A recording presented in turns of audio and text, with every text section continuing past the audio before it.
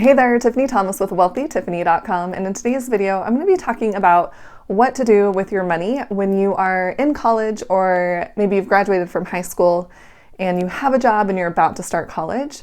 What should you be doing with your money? And even if you are a little bit older and you don't really have a good handle on your money, this video will be really helpful for you as well. And I'm actually going to do a 4-part video series. So this is video number 1 in the 4-part video series. So before we dive in, if you are ready for financial freedom, comment freedom below in the comments, or give me some other type of comment to help out the YouTube algorithm so this video can get out to more people. All right, let's dive in and talk about what we should be doing with our money if we are younger, if we've graduated from high school and we have just started a job, or maybe we are in college and we've had a job for a little while, but we have a little bit of money in the bank and it's just sitting there. So what should we do with it? The reason I'm doing this video is because I had one of my relatives reach out to me, and she is in the situation. She's not really sure what she should be doing with her money right now, but she wants to be smart about it and not just having it sit in the bank or spend it all on things that aren't going to be able to improve her situation over time. And that's why I wanted to create this 4-part video series. So in the first video, we're going to be talking about kind of getting a handle on your money and why you should be investing some of that money and having a rainy day fund or an emergency fund, and how much should be in there. Okay, so let's talk about actually what we should do if we have a certain amount in the bank and we have plenty of time to work. We are very young, so we're not planning on retiring next year. The first thing that we want to do is figure out how much we want to actually have in the bank. How much cash do we want to have access to right away?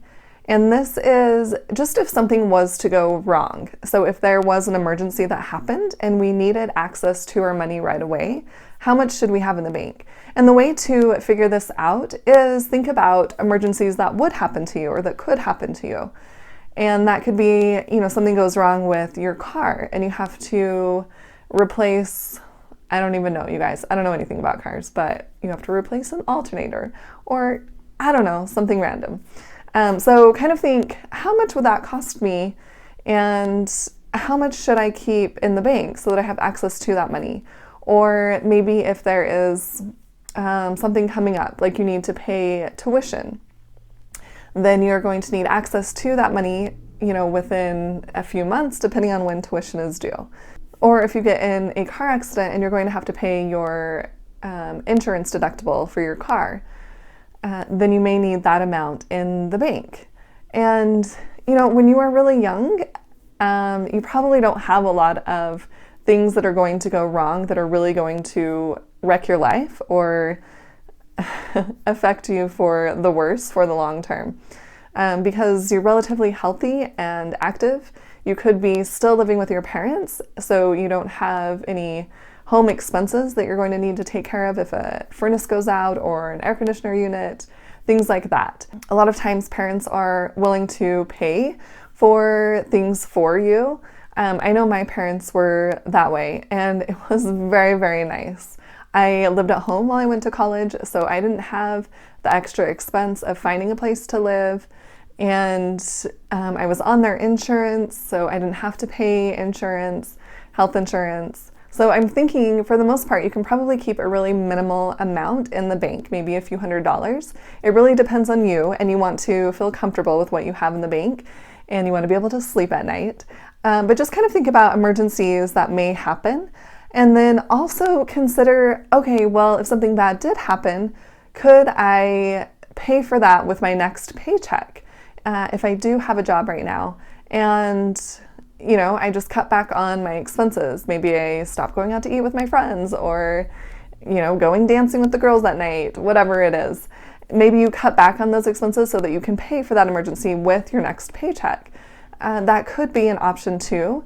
So you can really keep a minimal amount in a savings account for that rainy day fund or emergency fund. And where you should be keeping that money is in an online bank. You're going to find higher interest rates in online banks rather than a brick and mortar bank, an actual bank that you would physically go into and talk to a teller. You won't find interest rates on their savings accounts to be as high as an online bank. And the one that I use is Ally, A-L-L-Y, and I've been using them for years, so I have found them to be very safe and I haven't had any problems. And you can transfer your money directly from your current bank into the online bank, and it might take a few business days, so you won't have instant access to your cash, which could actually be a good thing, so you're not tempted to spend that money.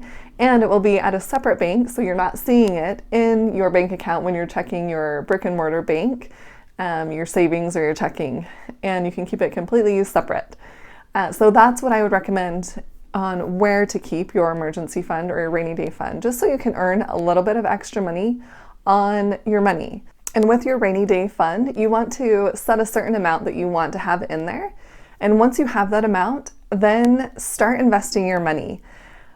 I made this mistake. So I just would keep putting money in my savings account and more money, and I was afraid to invest it. And I regret that because I could have had so much more money had I have just set a certain amount for my rainy day fund, whether it's $200 or $1,000, just set a certain amount that you want to have in there. And once you hit that amount, then that is fully funded. Your emergency fund or rainy day fund is fully funded. And when you start getting extra money, you want to start investing that money. And the second thing is you want to take whatever money you have extra right now and start investing that money in something that's going to create extra income for you. And I'm going to share my screen with you in just a minute, but I want to talk about compound interest. When you start investing your money, and we're going to just use the stock market for example, this is going to be very simple. I'm going to keep this video very simple so you can actually take the steps and do these things and get your money in the right places without feeling overwhelmed or complicating things. If you are investing in the stock market and you have a certain amount of money, let's just say $500 that you put in there, you are going to earn interest on that money that you've put in there. And once that starts to build, you're going to earn interest on the interest that's inside that account. And I will share my screen with you and show you an example of this so you can get a better feel for it. But it's really important to start as early as possible because the more time you're able to keep your money in the stock market, in investments, the more it's going to grow over time. And I can't emphasize that enough. I wish I would have put more money in earlier. That's my biggest regret. So honestly, put in as much money as you can as early as possible because it's going to make such a huge difference over time. You are going to see your money grow astronomically over time.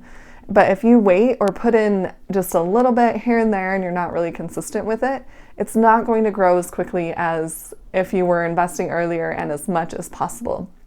And here's the thing. In the next video, I'm going to talk about where to be investing that money.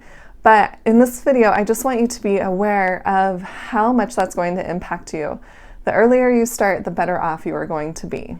Here is the compound interest calculator that I wanted to show you so you can get a better visual on how much money you can really have by utilizing compound interest. This first example shows an initial deposit of $5,000. So let's say you already had that in the bank and you wanted to contribute $100 per paycheck, so $200 total per month, and you wanted to look at it over a 30-year time span.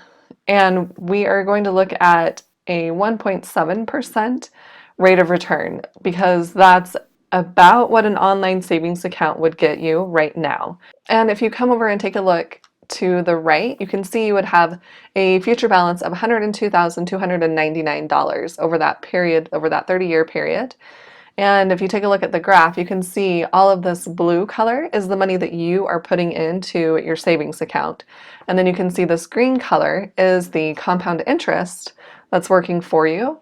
So it starts out pretty small down here, but over time it continues to increase and increase because it's earning money on the money you've put in plus that interest that's already in there.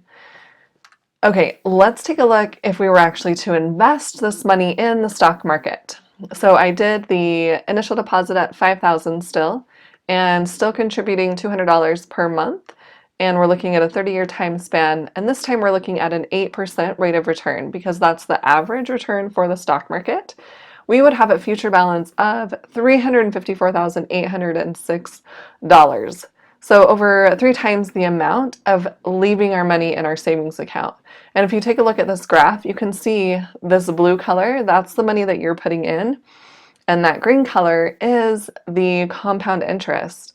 That is money working for you. So you can see how much of a difference that has made because we have that higher rate of return. We have that higher interest rate. So we are not putting in as much money as we are getting on our interest. And you can see that continues to exponentially grow over time. So the earlier you start, the better off you are going to be. And the more you put in as early as possible, the more money you are going to have in your future. So I really can't emphasize that point enough. You need to start right now. Start investing whatever you possibly can, and you will not regret it because you can take advantage of this compound interest of your money working for you instead of you always working for your money. And you guys can actually go to this calculator and play around with it yourself. So maybe you have a $10,000 deposit that you want to put in there. And maybe you want to contribute double the money, maybe $400. You can see that jumps up to $709,612. And once again, that compound interest is just increasing. So you guys, please realize the full potential of starting to invest as early as possible and investing as much as possible. All right, so those are the 2 basic things that I wanted to cover in this video today. Get your rainy day fund, your emergency fund set up, put it in an online savings account, and then see how much money you can start investing right away. And then in the next video, I'm going to talk about where to invest that money so it'll work the best for you. And if you found this video helpful, please hit the like button and share it with someone else who would like to hear this information. And don't forget to hit the subscribe button to subscribe to my YouTube channel. That will really help me out and help get my channel out to more people so we can share this information with others. And I will see you guys in the next video. Thanks.